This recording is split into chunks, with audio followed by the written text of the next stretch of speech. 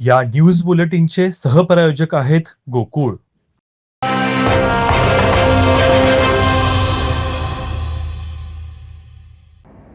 पारंपरिक पद्धतीने शेती करून जमीन आणखी नापीक आणि क्षारपड बनत आहे. ऊसाच्या शाश्वत उत्पादनासाठी सेंद्रिय कर्बवाढ, जमिनीची सुपीकता, निरोगी बियाणे, हवामान बदलांचा अभ्यास, रोगांचं नियंत्रण, पाणी आणि खताचा योग्य वापर करण्याची गरज आहे. शेतीला जपण्याबरोबरच आधुनिक कृत्रिम बुद्धिमत्ता तंत्रज्ञान वापरून शेतकऱ्यांनी शेती करून उत्पादन वाढवावं असं आवाहन VSIचे प्रमुख शास्त्रज्ञ, पीक उत्पादक आणि संरक्षण विभागाचे प्रमुख डॉक्टर AD कलगड यांनी केलं.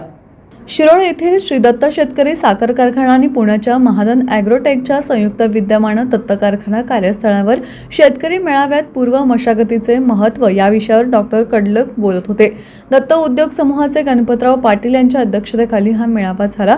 गणपतराव पाटील म्हणाले, श्री दत्त साखर कारखान्यानं सातत्यानं शेतकऱ्यांच्या हिताबरोबरच जमिनीला जपण्याची आणि उत्पादन वाढीसाठी शेतकऱ्यांना सहकार्य करण्याची भूमिका घेतली आहे.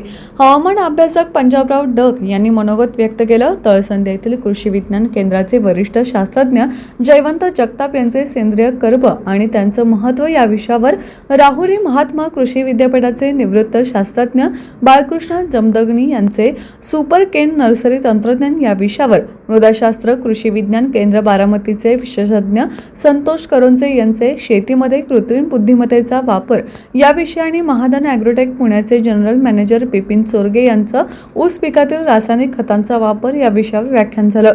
गळीत हंगाम 2024-25 ऊस पीक स्पर्धेतील विजेत्या शेतकऱ्यांचाही सत्कार करण्यात आला.